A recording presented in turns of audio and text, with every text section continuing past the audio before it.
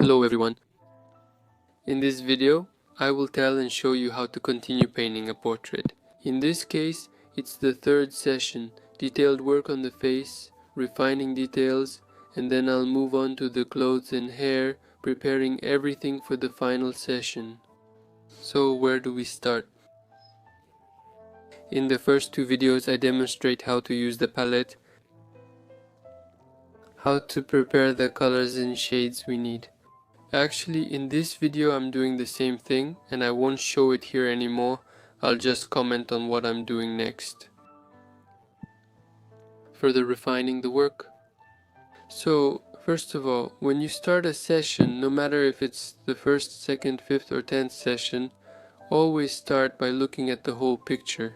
Look for places that somehow draw your attention and see what and where is missing. When you have a fresh perspective,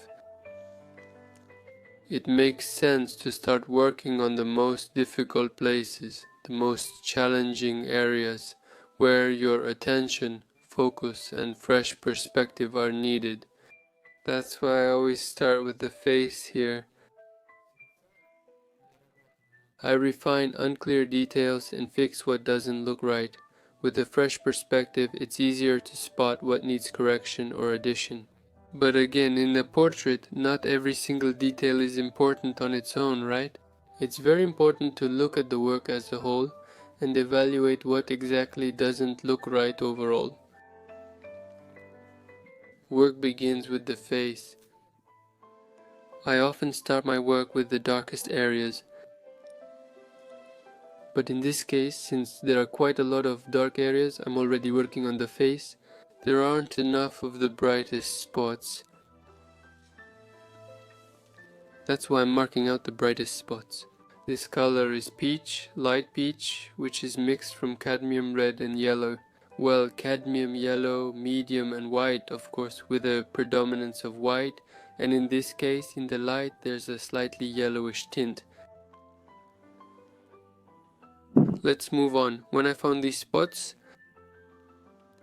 I already started refining the dark spots. For example, the nose. Based on the shape of the nose, I made the shadows more distinct. And don't forget, to make the nose look three-dimensional and realistic, the lower part of the nose is always much darker than this part here. The upper plane is where the light hits. Also, remember there could be some reflected light, which often makes the nose look even rounder. The reflected light comes from the nasolabial fold and falls right onto the nose. And then we look at what we're missing. I'm also still refining the shape of the cheeks and nose. There, I'm done. Next, I moved on to the lips. In this session, it turns out that in the previous one I finished the eyes, and in this session I'm already correcting all the other parts of the face. Here are the lips. Now I'm also refining the details.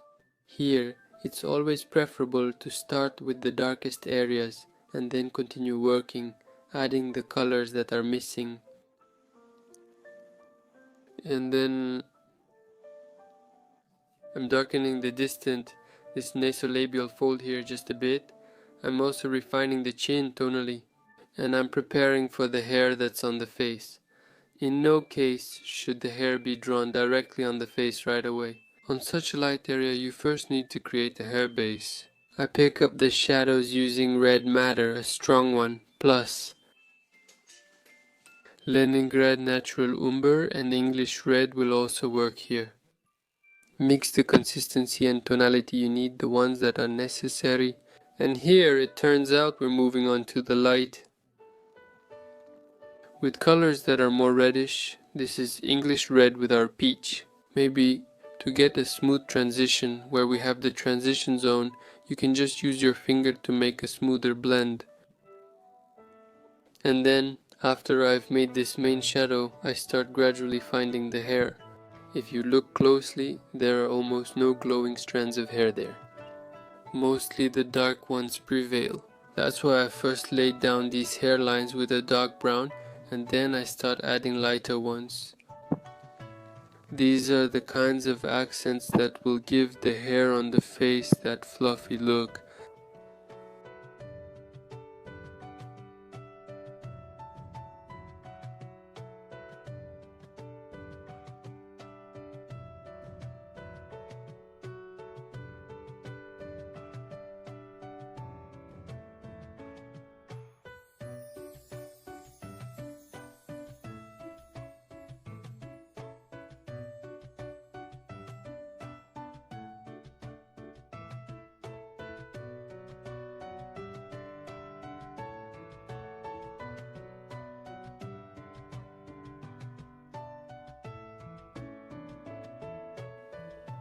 Next we start working on the hair.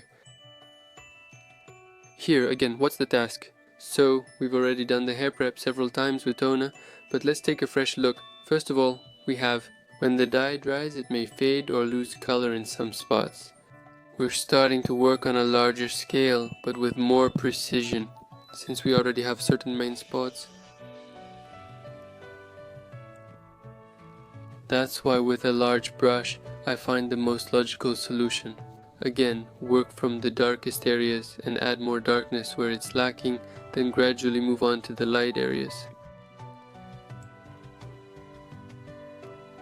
This hair color is the darkest, it's our Leningrad umber natural, a little bit of blue, phthalo blue, just a tiny bit, and again Crimson Lake. Well, Permanent Red Lake, it gives us a very dark color, but here brown should dominate and maybe just a hint of crimson. The blue shouldn't be noticeable at all, otherwise the shadow will turn out very cold while it actually needs to be warm in the painting.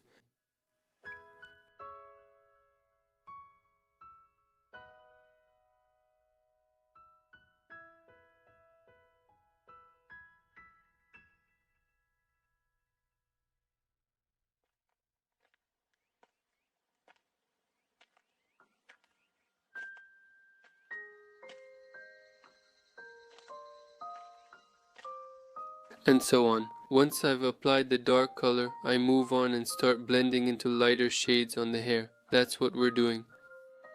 And it will work if you use English red.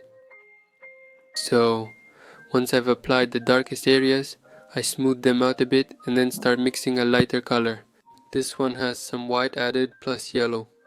We end up with a lot of different colors, some are ochre, and in some places English red dominates. And look, I'm not getting closer. I'm not really working out the edges of the hair, meaning those areas that border the background because the background isn't ready yet. That's why I'm mainly working inside the hair closer to the face. And as I refine the locks, I gradually switch to thinner brushes. Next, I noticed that the corner of the lips doesn't quite match the original photo, so I decided to adjust it a little. Notice this important point. The corners of the lips are often slightly darkened to show the roundness of the lips, and the lips themselves curl a bit inward at the corners, which pulls the skin a little, and that's why there's always some shadow at the corners. This is also a very important point that beginner artists often forget to work on, because if the corners stay light, then the smile or just the lips look flat, not rounded. And then, once I've refined the lips, I start working on the hand. On the hand, I use the same colors that we used on the face. But again, I start working with the darkest ones, adding them where we lack the darkest shades. And right away, with another brush, I work on the light areas to find the relationship between the lightest and the darkest parts. That is, to find this tonal range.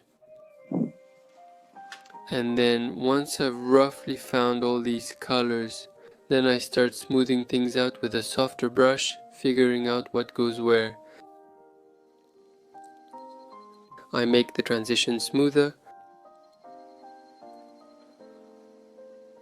Here I'm refining the shape, adjusting the size of the finger, making everything more precise.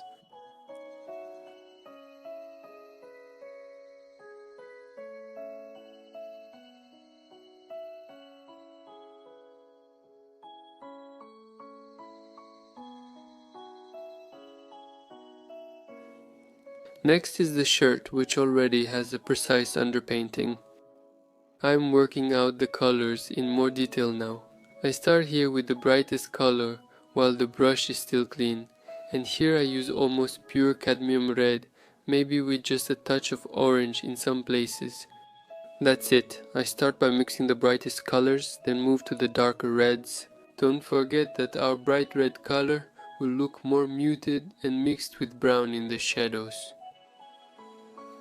That's why it won't be the same bright color everywhere. That's why you definitely need to show this tonal difference. After the red, I move on to the mid-tones, probably those burgundy brownish ones, right? Even with a slight purple tint, it's a burgundy color. I mix it with blue, red carmine, a touch of blue and a bit of brown to muddy it, and I find these mid-tones. So after I found them, again, not with the same tone everywhere, but a bit lighter in the brightest areas, with some white added, in the darker areas a bit darker, with more brown and blue. So then I move on to the darkest areas, which I get again using blue, light blue, FC Umber Leningrad Natural and strong red crimson. I refine all the details. Then look, I'm working on the darkest, almost black spots. I found the lightest areas by adding a bit of white and maybe a bit more blue so they would stand out a little in the light. The widest and darkest areas. There shouldn't be the same color everywhere since some parts of the shirt catch more light than others. Well, after that I start working on the details. I start drawing the stripes, the light ones again starting with the brightest stripes because our brush is still clean at this point. Then I move on to the shadow areas where I mix these colors with darker ones, maybe with browns, a bit of blue and even a little bit of burgundy. So I make them more gray here, I make these stripes more gray in the dark areas, darker there. After the light stripes, I wipe the brush well and mix our dark color again from the three colors we already mixed. That's Leningrad Umber, natural crimson red, strong and blue ferric cyanide. And I continue working with dark stripes. The dark stripes here, of course, the light and shadow aren't very visible, but at the same time the intensity of the darkness should also change. The lightest areas are less intense, while the darkest ones are brighter. Actually, darker. And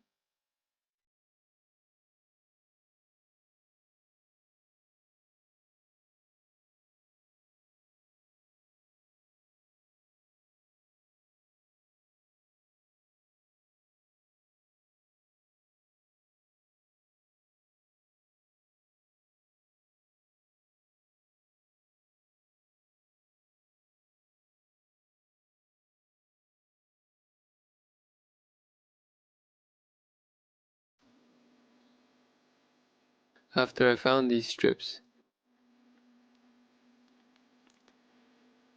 basically our shirt is already ready. With a few more additions and details we can basically leave it as it turns out.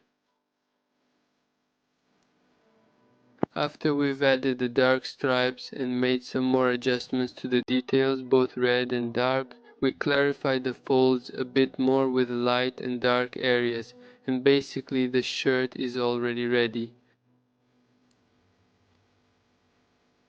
In the next video there will be a final session where I'll do the background and then I'll work on the hair in detail over the background. I upload a new video every Friday, so I plan to post the next final video next week. Thank you for your attention. See you in the next video.